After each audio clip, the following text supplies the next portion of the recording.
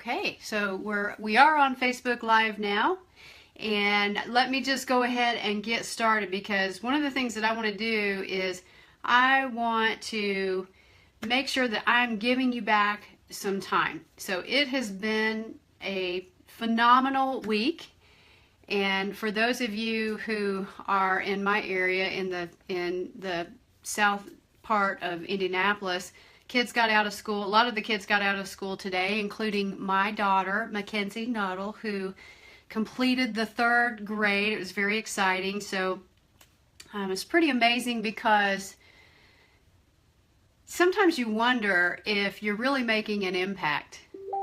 Sometimes you just have to wonder, gosh, am I really impacting the people around me, and am I impacting my child? And you know, I was really proud of my daughter today when I came and picked her up from school, and she was very emotional just separating from her friends, and it was the first time that I really saw her just really feel appreciation and love for others. And so I'm just so proud of her and just so thankful that she has that capability. So just awesome. It makes my eyes water a little bit. But it reminds me of what I was asking you last week in our first session. And for those of you who were on the call last week, if you missed it, go back and watch it again. I just packed a bunch of stuff in there for you to just really get going and start thinking about your life and assessing yourself. And, you know, just I got you to be thinking about what are some of your job titles. So I'm interested to know if anyone came up with those. So Cassandra, I see that you've joined. Thank you so much for joining. And I know we've got some other people who are jumping onto the conference line as well. We've got 2 lines going here for tonight's session on 3 truths about the overly productive woman. Last week, just want to share with you that we went over 3 truths, and those were, the first one is that we as women, we put a lot of undue pressure upon ourselves. We also hear voices, and I don't mean schizophrenic voices. I mean that we've got inner critics. We've got this internal committee who is making decisions for us, and so we have members on those committees. So we found out that was one of the truths. And then we also found out that we carry around a lot of junk in our purses.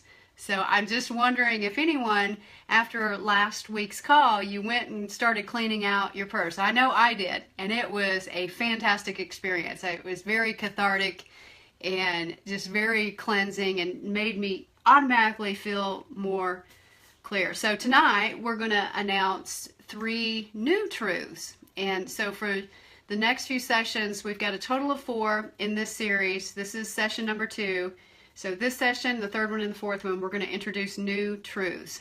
Another thing that we're going to do is I'm going to give somebody an opportunity to get a free complimentary seat to our women's retreat, which is happening July the 28th. So our winner last week was Ruth Hardy.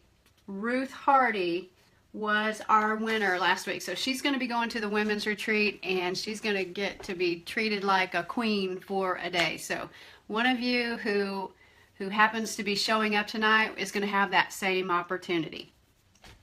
So I want to get back. You know, the great thing about After 9 is I break all the rules. I break all the rules that I normally set for myself. And by day, I'm a corporate talent expert, and I talk about executive presence, and I do a lot of executive coaching, and I spend a lot of time helping people to be emotionally intelligent, and I do that with all the authenticity, yet professionalism that I have. And the great thing about After 9 is, after 9, there's something magical that happens. It's like we can finally let our hair down, and you know, just I'm getting a lot of messages in, so this is awesome. So thank you, Drew, for joining the call.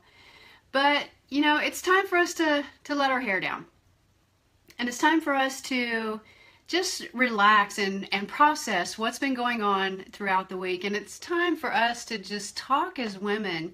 You don't have to talk tonight, and by the way, if you want to say something, feel free to do that. you're welcome to jump in. I'm an extrovert, so I'm used to people talking over each other all the time. So if you have something important you want to say, just come right out and say it, or you can type it in on Facebook Live, and I'll be paying attention to that. But the great thing is we can come together, we can just be real about what's going on with us, and we can talk about how we have the struggles that we do every day and how we can overcome just being overly productive. Now, it's good to be productive, but it's a totally different thing to be productive to the point that you're a slave to it and you're not able to compose your soul. So my goal in our sessions together is to help you to discover a place where you're not just applying a 3-step method to changing your productivity.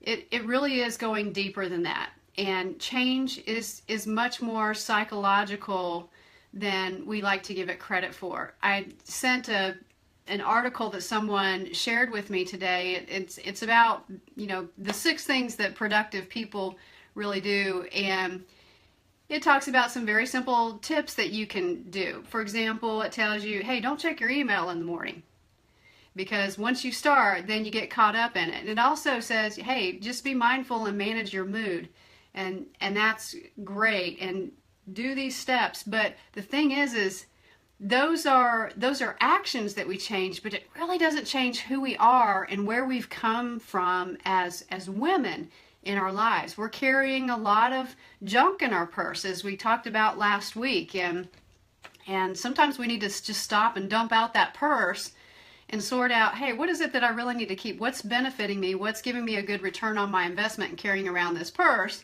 And what do I just need to let go of? So anyway, I just want to talk a moment about job titles, and I want to revisit that. So what were your job titles this week? Think about that for a second. What were some of the job titles that you had? One of the job titles that I had first thing getting up this morning was dog catcher. So my dog buddy, I gotta love him. He's a smart dog, but he learned how to scratch his way under the fence, and he got out and started roaming the neighborhood. And so I was pretty frustrated with that, because I was like, oh, I'm tired of chasing Buddy around the neighborhood. He's an escape artist. That's his title right now. But I just realized how, as I was walking in the neighborhood looking for him, that he's very much like we are. We want a chance to escape, right? We want a chance to get away and just move about and do the things that we want to do without being bothered or without being put into a cage of some sort. And anyway, I found Buddy. He wasn't too far. He had wandered, probably about 500 feet away, and just sniffing around bushes and just sauntering along. I thought, he's just doing what he wants to do, and he feels free in it. Of course, Buddy had to go into timeout for a long time, but it just gave me food for thought. So another job title for me was that I was a comforter. As I was comforting my daughter, I went and picked her up from after school care, and she was leaving her friends. And those of you that know me personally know that we're building a house, and so Mackenzie's not going to be going to the same school next year, and she's really, or I say next year, but actually in a couple of months, and so she really is emotional about that. And she said goodbye to some of her friends that, even though we live in the same city, she knows that she won't see them for a while, and she was just very emotional, and so I was just a comforter as well. So you're welcome to share any of your job titles. You can type those in or call those out. I'm going to pick on Julie, because Julie, I know you and I just love you. But what would you say is one of your job titles this week? Sweet. I'm in HR, so probably a mediator. Okay. Yeah. There's, sometimes we have conflict in the office, so I come in and I try to help people resolve conflict. Right. So you're a mediator. You may feel sometimes like you're a referee or even an interpreter, right? Yes. Yeah.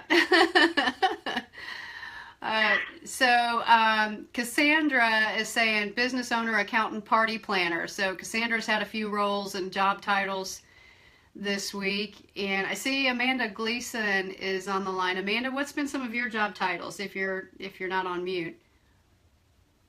I would say vacation planner, house cleaner, pet sitter, arranger, Yeah. all those things. Plus my full-time job.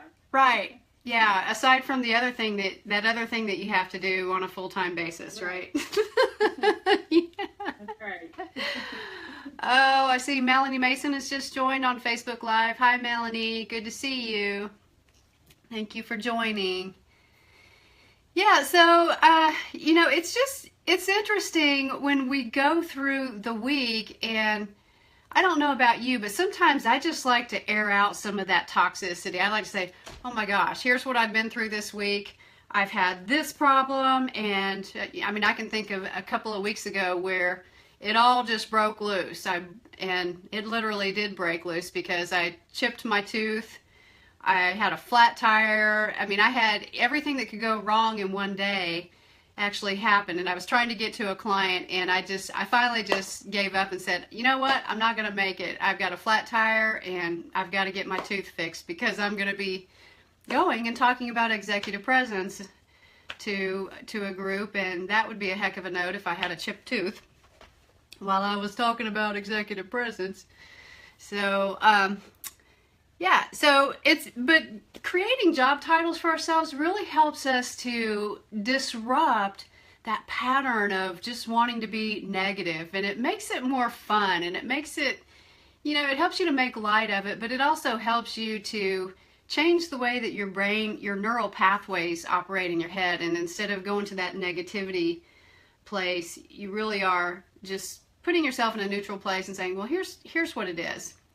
So I do want to go ahead, and I want to just get to the bottom line right now, and I want to share the 3 new truths that we have for tonight, and then I want to talk about them. So the first one is that, oh gosh, I actually created a bunch of these. There are so many truths about it, about us, and so tonight I think the ones that I picked are, first of all, we have pre-existing conditions. And those of you who have been in boot camp with me, you know what I'm talking about. Pre-existing conditions are those things that have happened over the course of our lives. It's those things that have really left deep impressions upon us. It could be milestones that have happened in our lives. It could be something really significant that it could have scarred you. It could have scarred you, and it could have, but at the same time, it could be something really positive. It could be something that just filled you with joy. But these pre-existing conditions really serve to filter the way that we view the world. So if you've heard the term, everybody's heard the term wearing rose-colored glasses. Well, it's similar to that, except for, whatever you've experienced, that's how you view the world. And just to share a quick story about a view that I had, or a pre-existing condition that I had, it's really, I think about there's so many stories I could tell you. I think I'm going to tell Grandma Dixie story because I'm missing my Grandma Dixie. I haven't seen her in a little while, and every time I tell the story, it just inspires me to go and talk to her. But Grandma Dixie, she's a tough lady, and but a loving lady. Just a big. You just want to squeeze the tar out of her. She's just so full of love. But when I was a kid, I was going to church camp with her. My mom packed my suitcase, and so when we got to church camp, my grandma opened up the suitcase, and it was full of little short shorts and bikinis and all these cute little summer clothes that my mom had packed. But my grandma was Pentecostal at the time, so she had like the big bouffant hairdo, and just, they wore the skirts, and there was a certain dress code, and so she was appalled when she looked in my suitcase. And what ended up happening is she went around the camp and gathered some clothes for me to wear that would be appropriate for the setting. in camp, and I was the smallest camper there at the church camp. So what I ended up wearing all week long was the same pair of culottes that were too big, and I had a rope and I tied it around those culottes. And then I also, each day I had a nice huge t-shirt that I'd wear that looked like a jammy shirt.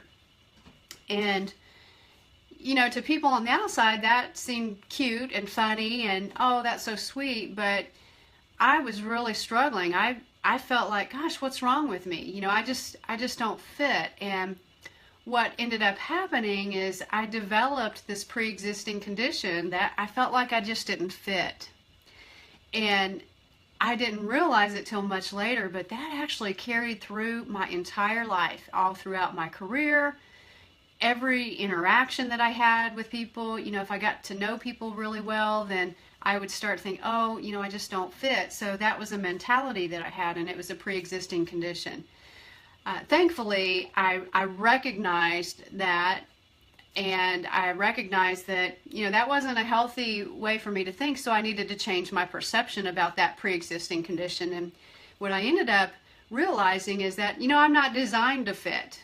I'm not designed to fit. I'm really just designed to live a unique mission, and I'm a unique puzzle piece, just like all of you are that are on the call right now. And thank you. I see Barb Karosik just joined. So hey, Barb, thank you so much for joining. So, so think about your own pre-existing conditions. What are they? What are some of the things that you have beliefs around that it really just does color how you respond to the world? It's really tied, you can really learn a lot about pre-existing conditions when you think about your values and what's really important to you. And one of the exercises that we do, and we'll actually do this at the women's retreat, but we're going to do the always never exercise. And normally we'll throw a question at you to say, you know, do you always do this or do you never do this? And you go on this spectrum, and it really helps you to explore, well, here's how I would respond in this situation. Here's the belief I have around it. And then the question is, well, where did that come from? So every response and every decision that you make and every way that you show up, it comes from somewhere. And those somewheres are really, really important to look at, because in those somewheres lies deep secrets and deep solutions that can resolve some of the personal challenges that you're having this very moment, this very week. So that truth right there it's a big one. The second truth that I want to share with you is that we are harder on ourselves than we are on other people. We're harder on ourselves than we are on other people. So, you know, a lot of people, it's funny when I talk to people and they say, oh gosh, you're so authentic and you always take things in stride and you're always happy. And you know what? Angie Nuttall has down days. I don't have very many of them, but every once in a while I have a down day. And I'm sure that you have these too. And as a matter of fact, I had one last week after we did our first session together. And that next day, I had a lot of excitement that week, and then that next day it was like, oh, man, you know. And what I realized is that I had on my inner committee that I talked to you about last week. For those of you that weren't on the call, when I talk about inner committee, it's those voices in your head that help you to make decisions, and sometimes the wrong committee members can get in the decision-making chair and make the wrong decisions for you, and sometimes those show up as inner critics. But, you know, so the inner critic who manifested itself on my inner board or on my committee on my down day was perfectionist. And raise your hand if you deal with perfectionist, and don't be embarrassed if other people are in the room or even if you're by yourself. I mean, raising your hand, you're just saying, yes, I deal with the perfectionist. And I'm going to tell you that for me, perfectionism, it's an inner critic. It's a pre-existing condition that I developed as I was growing up. I have some reasons why I'm a perfectionist. My dad was a hard driver. I loved him so much and I admired him. I always wanted to please him. He was hard to please, and so was my mom. And so it really just drove me to achieve and get everything right and get everything perfect. And so, that has just shown up in my career. And it's one of the reasons why I've had a really good career, is because I've been an overachiever and really benefited other people and organizations. And so anyway, perfectionists showed up. And perfectionists showed up in several areas of my life that week. So I had just done a big event, had done a boot camp, and I've done a number of these. I've done lots of these. And what I like is I like for it to be excellent. I don't just like for it to be good, because that's what I struggle with. If I don't want it to just be good. I don't want it to just be meh. I want it to be excellent, exceptional. I want to change lives. And so I knew that going into this event that some of the things that the client wanted, I already knew that it was going to, it wasn't going to be the ultimate session because of some of the things that the client wanted to put in. But I relented and I said, okay, we'll do this. So of course, the session was good and we got good feedback, but it wasn't perfect. So I heard perfectionists showing up and saying, gosh, you did a crappy job. It wasn't perfect, and just giving me a really hard time. And then, even after I did our last session, perfection is like, oh, you forgot to tell them this, or you didn't talk enough about this, or you talked too much, so it was just kind of going back and forth. And this is me just being real. We all struggle with this at some point or another. And if you don't struggle with the perfectionist, I am so proud of you. I think that's awesome that you don't. Usually the struggle is, there's a different inner critic that may show up for you. We talked about imposter syndrome, that imposter. So anyway, perfectionists showed up for me, and I was so much harder on myself than people around me were. So that's just something that I was aware of. And, another way that we're harder on ourselves is that should-itis shows up. Well, you should do this. You should have done this. And should-itis is just another one of those. He's sitting at your committee table and just sitting back and just pointing at you. And, yeah, you would have been perfect if you would have done that. And I'm just going to tell you flat out that you just have to tell those inner critics to shut up. You have to just speak right to them and say, I'm not putting up with this. I know that that's not true. And, one of the ways that I deal with the inner critic is I really just talk it through.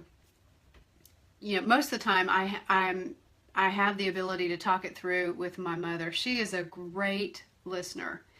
And just being able to put it out there and say, hey, I was disappointed that this didn't work out, and I was feeling guilty because of this, but that is just such a pressure release. So, and it's simple. It's not like you have to go through 5 steps to resolve it. I do have some steps. I try to limit steps to 3 steps, but I have different things that you can do for that. But one of the easiest things that you can do is talk to somebody that you really trust and who really knows you and who really supports you. And, don't make the mistake of going and trying to talk to somebody who's busy, or they're trying to do work, or they're not really interested in listening. Find somebody that is going to listen and say, hey, I just need to process something with you. That's why coaches are around. And I've got a great team of coaches, and one of them's on this call, as a matter of fact. So our third truth is that we are our biggest threat to our own sanity and health. One of the things that I see happening regularly, and I've seen this happen all my life, and I've been guilty of this myself, and it really takes a lot of work to discipline yourself on this, but we tend to look for the problem, or the cause of the problem outside of ourselves. And yes, we have things that happen to us. We have bad circumstances. We have things that happen to us that are not fair. And those things are very real. And at the same time, we always live in choice. We can choose to walk out of a situation. We can choose to look at a situation differently. We have a lot more choices than we realize, and we have the ability to change our perspective about things. But we have a tendency to, we'll look outside of us, and I don't know about you, but different characters show up. And if you get a chance to watch my video segment on YouTube around emotional intelligence, I do some character impersonations, but one of the most popular characteristics is the martyr. And if you think about the martyr, how many times do we do this where we're like, oh, I would love to go and be with the family, but I have too much work to do here at home. I have all of these dishes and I just need to stay home. And we suppress, we stuff junk into our purse. We just stuff it into our purse and just collect all of that junk until one day we might do something crazy. We might explode, or we might yell at someone and it comes out some other way, or we implode and we just become repressed and depressed and suppressed, all of those things. And so we really create our own problems when we just are constantly looking outside of ourselves, or we're blaming other people, or we're walking in victim mode. Well, I don't know about you, but I am choosing not to be a victim. And you have to intentionally step into that every single day. You have to wake up and decide, I'm not going to be a victim today. I know that different things have happened, but I'm going to choose to look at this differently. Now, what I'm not telling you is that you have to be some kind of doormat, all right? Your goal really is to honor your values. You've got to honor what you value, what you need, and what inspires you. And in order to do that, that means that sometimes you do have to stand up for things that you feel are very important. This morning, I got up early. Well, I get up early every morning. Not as early as I used to when I was in corporate America, so thank goodness for that.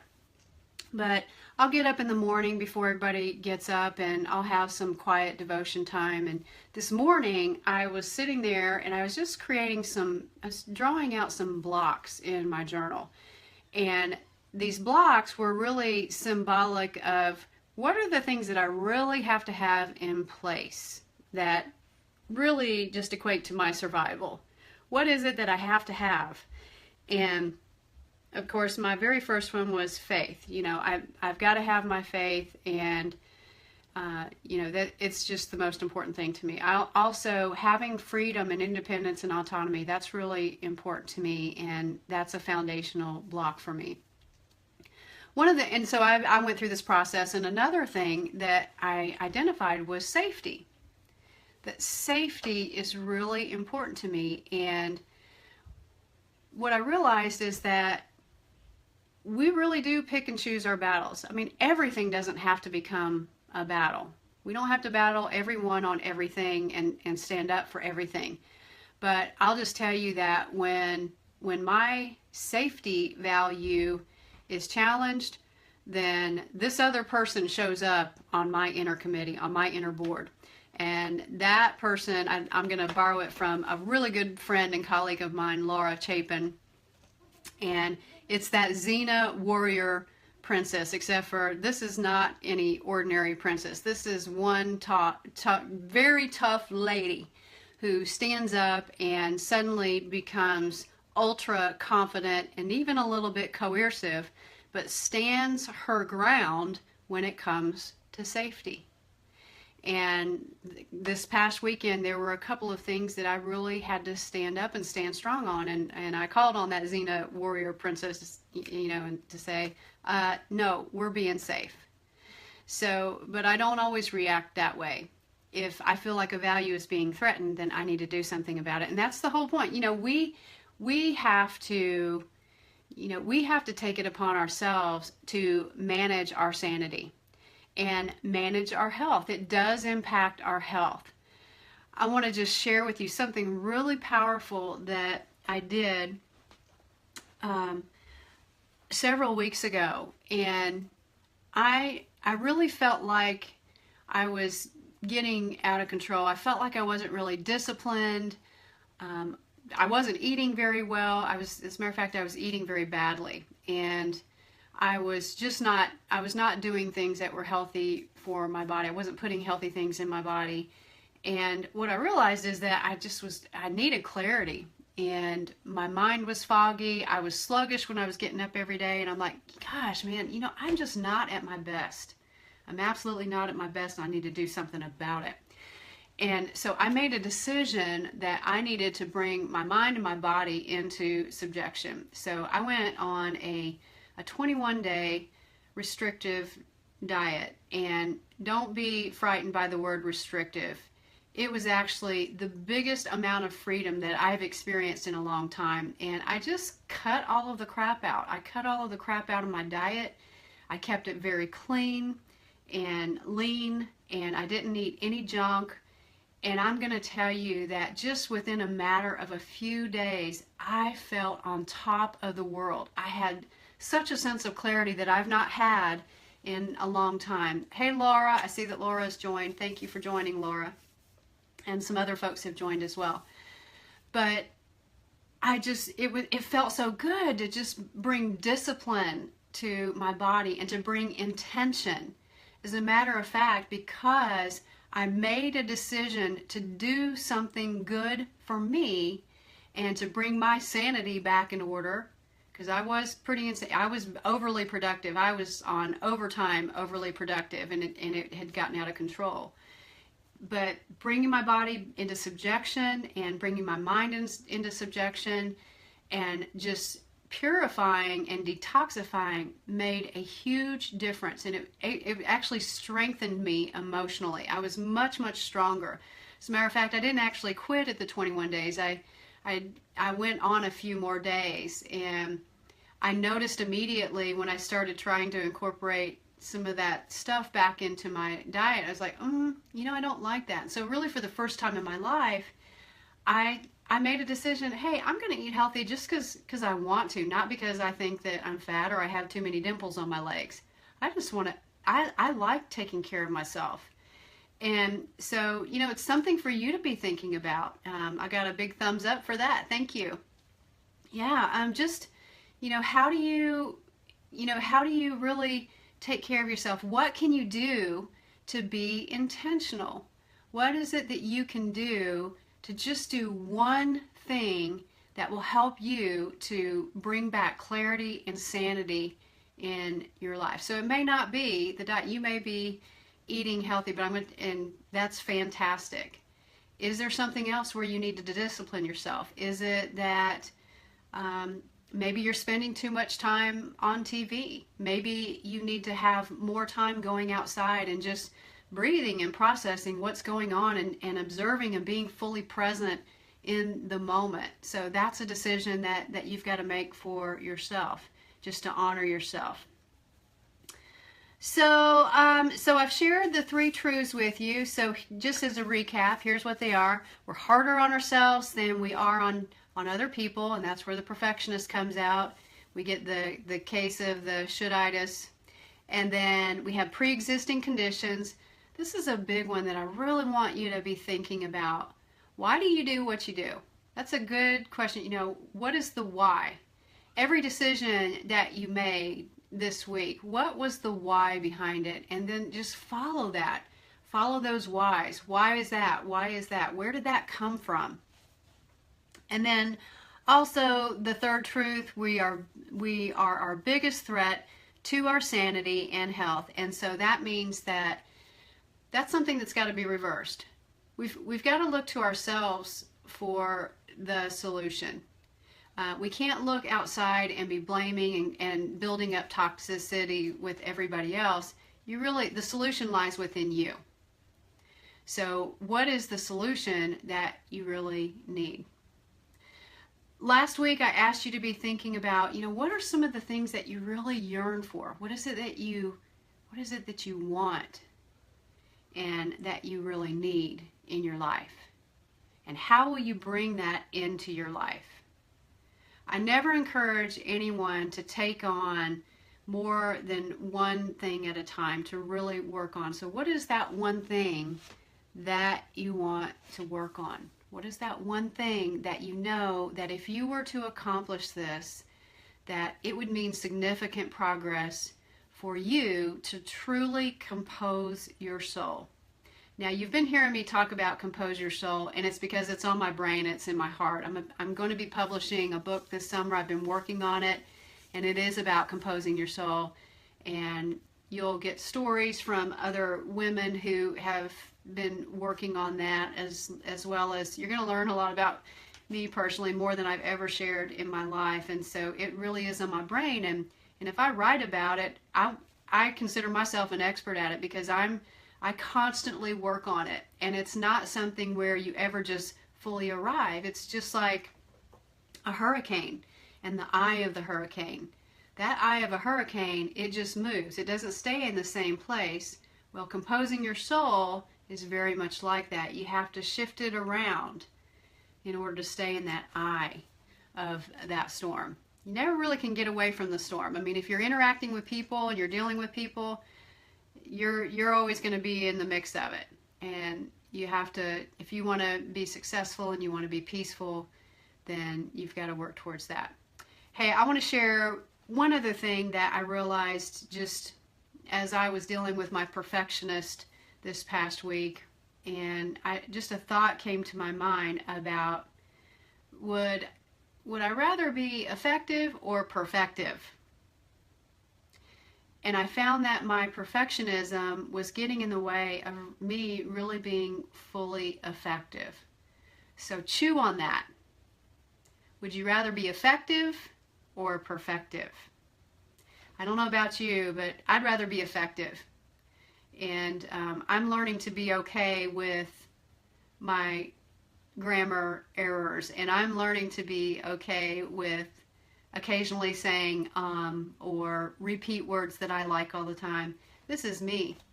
This is me. And I know that the way that I'm made, it's unique, it's authentic, just like you are. Just like you are. All right, ladies, I hope you have a fabulous week. You're welcome to bring friends with you next week on the call. We're going to start talking about what you do when you're trying to get yourself together, but you've got people outside of you that are infringing upon you and your values, and how do you start dealing with other people? So we're going to start to focus externally about how to do that. Have a great night, everybody. I'll see you next Thursday for our third session.